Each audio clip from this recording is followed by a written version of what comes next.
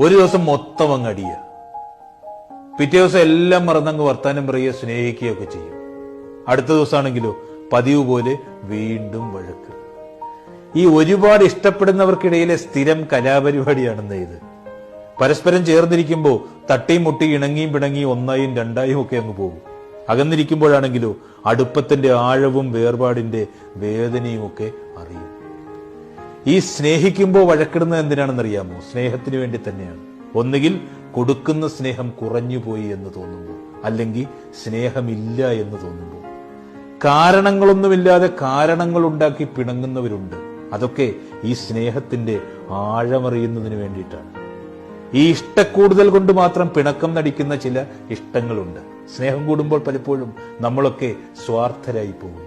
ചില പിണക്കങ്ങളും ദേഷ്യങ്ങളും ഒക്കെ സ്വാഭാവികമാണ്. അത് തിരിച്ചറിയാനാവാതെ പോകുന്നത് വലിയ നഷ്ടം.